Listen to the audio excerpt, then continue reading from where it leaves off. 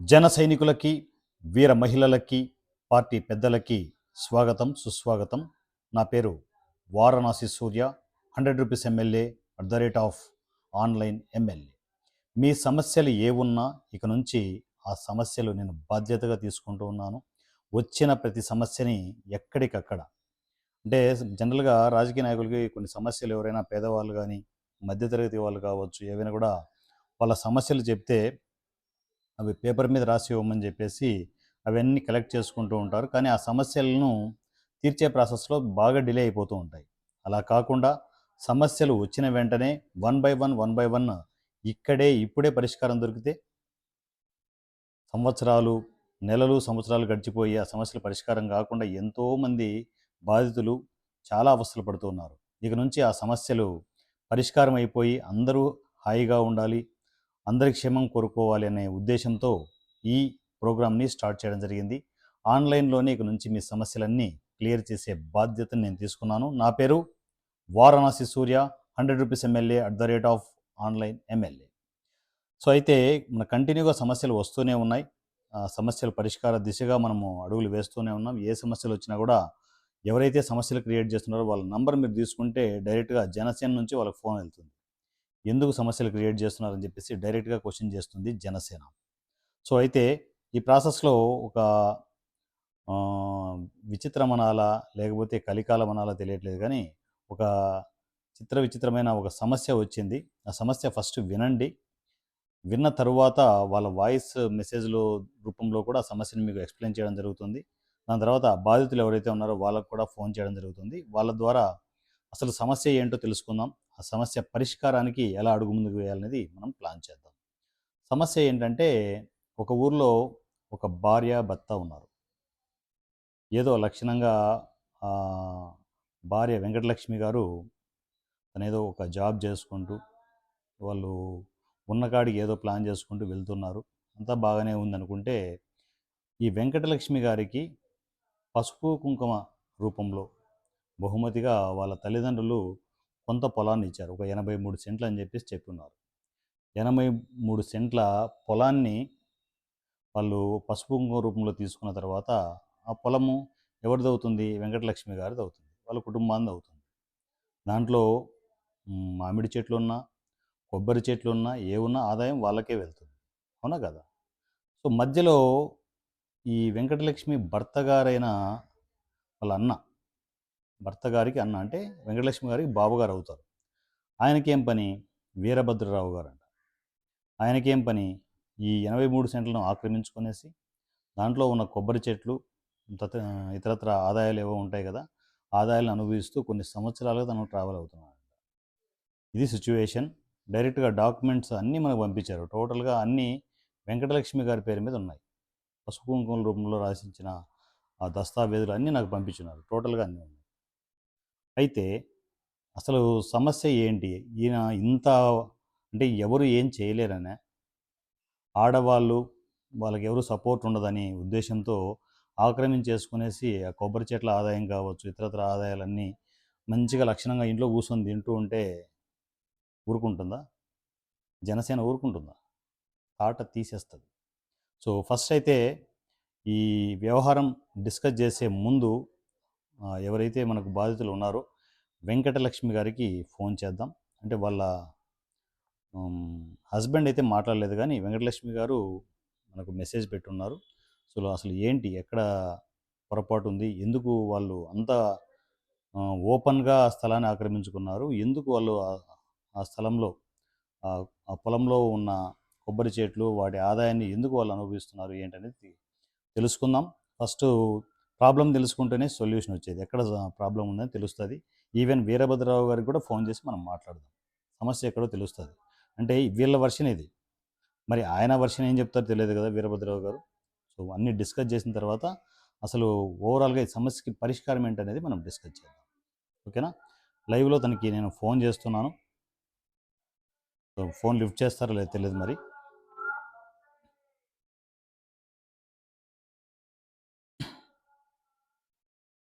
Ring అవుతుంది.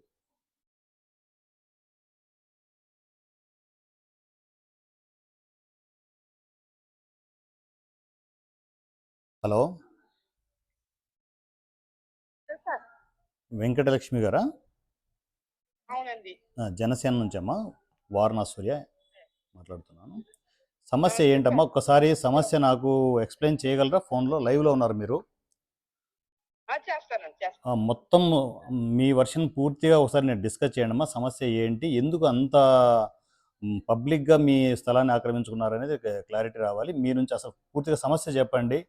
అసలు మీరు ఎందుకు డిస్కస్ మాది చేస్తున్నారు, మీ హస్బెండ్ ఎందుకు డిస్కస్ చేయట్లేదు, అది కూడా కొంచెం క్లారిటీ ఇవ్వండి. ఓకేనా? ఆయన చనిపోయారండి.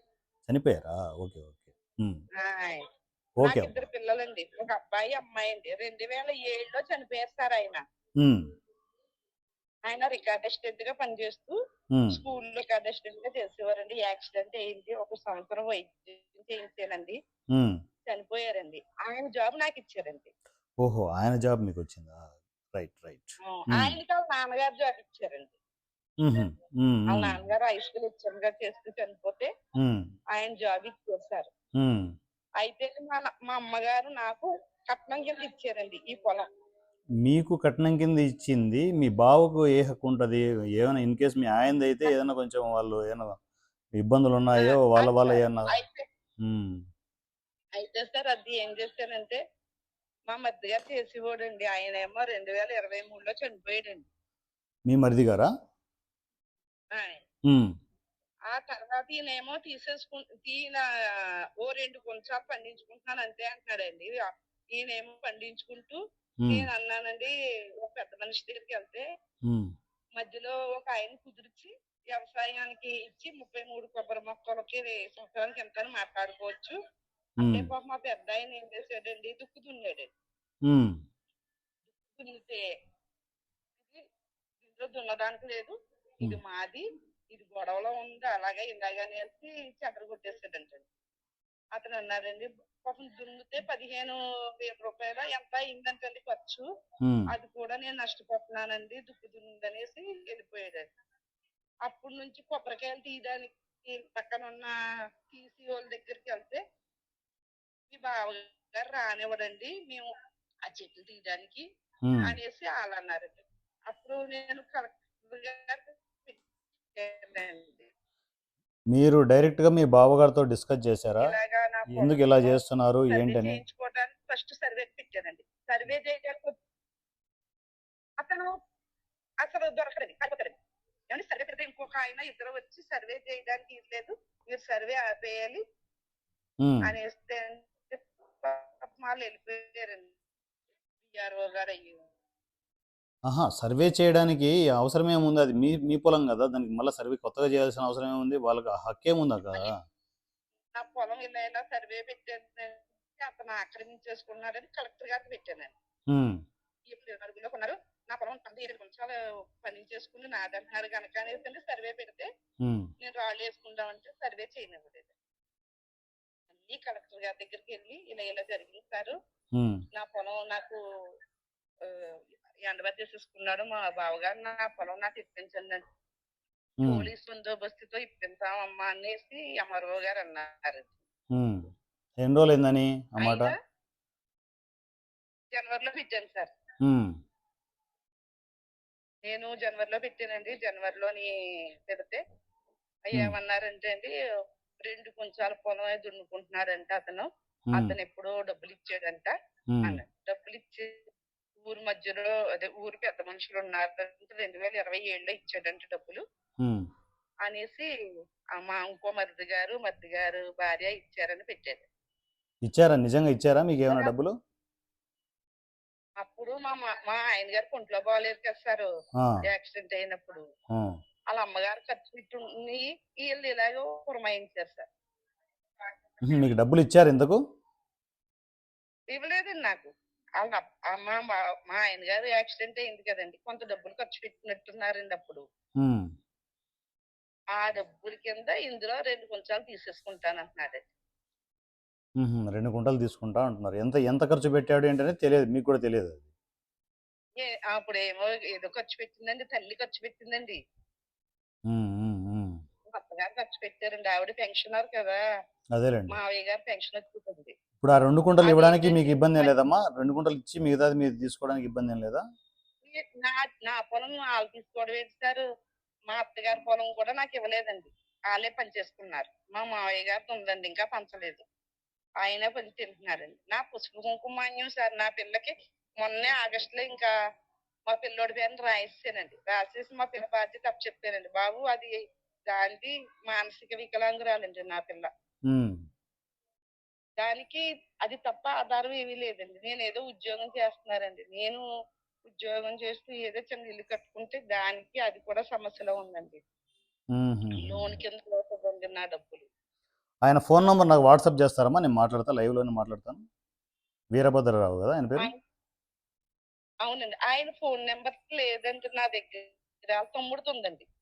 తమ్ముడిది కాదు ఆయన, ఎవరైతే మనకు ఇబ్బంది పెడుతున్నారో ఆయనతో మాట్లాడితే ఇక్కడ పరిష్కారం దొరుకుతుంది. వాళ్ళ ఆ! తమ్ముడితోనో మాట్లాడితే కాదు కదా.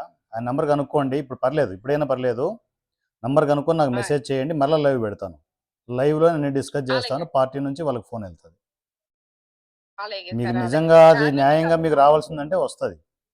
ఏదైనా కూడా ఆయన నాదే వర్షన్ ఏదైనా ఉంది. చెప్పాడు, మాదే ఉంది. మీరు ఏదైనా మే న తెలియకుండా మీరు డబ్బులు తీసుకున్నారు, ఇలాంటి వ్యవహారాలు ఉన్నాయంటే అవి మీరు ఇంటర్నల్గా సెటిల్ చేసుకోవాల్సిన వ్యవహారాలు ఉంటాయి. ఇప్పుడు ఉమ్, డబ్బులు ఇచ్చినట్టు, ఆటిలకి ఇచ్చినట్టు మనకు ఆధారం ఉండాలి కదా! ఇంట్లో ఖర్చు పెట్టిన దానికి ఆధారం ఏంటంటున్నాడండి.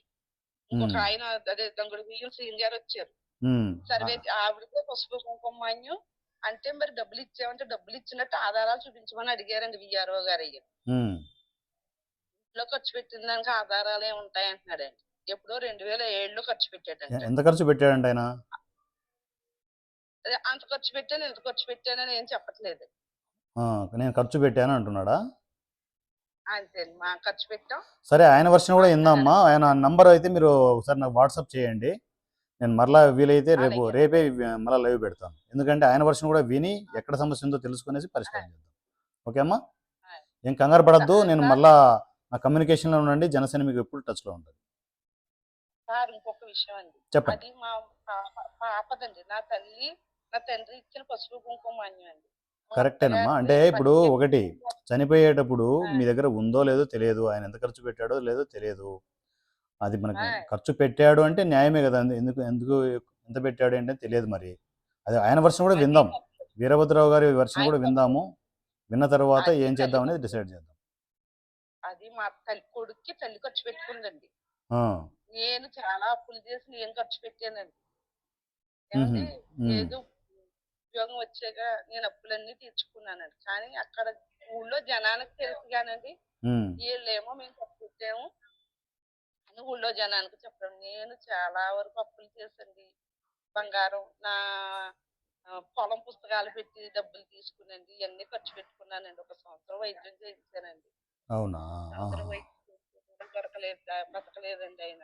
ఎలా అయినా బతికింది. హైదరాబాదు కిమ్స్ లోని యశోదాలో ఆపరేషన్ చేయించానండి. యాక్సిడెంట్ మా అయిందమ్మా? బంధువు అవును సార్, యాక్సిడెంట్ అయిందండి. మ్హూ. ఏం నేను యాక్సిడెంట్ మాది? పిల్లాడు అప్పుడు యాక్సిడెంట్ ఏంటది, కారా? అది కారు కాదండి. ఈయన సైకిల్ మీద వెళ్తుంటే బండి వాళ్ళు గుద్దేశారండి. ఆ. లోపల సిక్కిపోయిందండి వాల్ దగ్గర పక్కన. రోడ్ యాక్సిడెంట్ అయితే. ఆహా. మ్. అక్కడ వాళ్ళేమో అలా పడుకోబెట్టేసి పక్కన ఆసుపత్రి దగ్గర వెళ్ళిపోయారండి. ఏ దెబ్బలో కనిపించలేదండి. అప్పుడు లోపల తగిలిందండి. ఆపరేషన్ చేయించానండి. మ్. ఆయనకి షుగర్ బీపీ ఉండడం వల్ల కిడ్నీలు ఫెయిల్ అయ్యాయండి. మ్. ఒక సంవత్సరం వైద్యం చేయించానండి. అదేలేదు. ఏమండి ఆ ఎప్పుడన్నీ ఉద్యోగం వచ్చాక తీర్చుకుంటూ వచ్చానండి. మ్. తర్వాత ఇంకా పిల్లల్ని బీటెక్ చదివించానండి. ఆడు జాబ్ చేసుకుంటున్నాడు. మ్. అప్పుడుది ఇప్పుడుదో ఇప్పుడు పట్టుకొచ్చారండి. ఏంటంటే ఉంటాయిలేండి. ఇంక సార్ ఇన్ని 2 కుటుంబ సంవత్సరాలు సమస్యలు ఎలా ఉంటాయంటే, వాళ్ళు ఖర్చు పెట్టాను, వారు మీరు నేనే ఖర్చు పెట్టుకున్నాను, అప్పులు చేసుకున్నాను, మీరు ఉంటాయి. ఒకసారి తన వర్షన్ కూడా విందాం. తప్పేం కాదు కదా. విన్న తర్వాత ఎక్కడ న్యాయం ఉంటే అక్కడ మనం డిస్కస్ చేద్దాం. తప్పేం కాదమ్మా. కొంచెం వెయిట్ చేయండి. మీరు ఆధారం వాళ్ళ ఉండాలి. ఆయన వాట్సాప్ నంబర్ నాకు, ఆధారం వాట్సాప్ నంబర్ కానీ ఫోన్ నంబర్ కానీ ఏదైనా కూడా నాకు నంబర్ పంపండి. నేను డైరెక్ట్గా మిమ్మల్ని లైన్లో అలాగే. పెట్టి ఇలా వాళ్ళతో లైవ్లో మాట్లాడతాను. సో ఎక్కడ ప్రాబ్లం ఉందో డైరెక్ట్ అలాగే. తెలుస్తుంది. నిజంగా మీకు న్యాయం అలాగే. మీ వైపు ఉందనుకో, జనసేన మీకు సపోర్ట్ ఆ! ఇస్తూనే ఉంటుంది. ఓకేనా? అలాగే. రైట్ అలాగే. అమ్మా. ఒకసారి టేక్. సార్‌కి చెప్పమ్మా. పిఠాపురంలో కలిసామండి. ఎవరిని? పిఠాపురంలో సారొస్తూ పవన్ కళ్యాణ్ పవన్ గారినా? కళ్యాణ్ సార్‌నండి. ఉమ్, సారు సర్వే అయ్యి పెట్టమ్మా.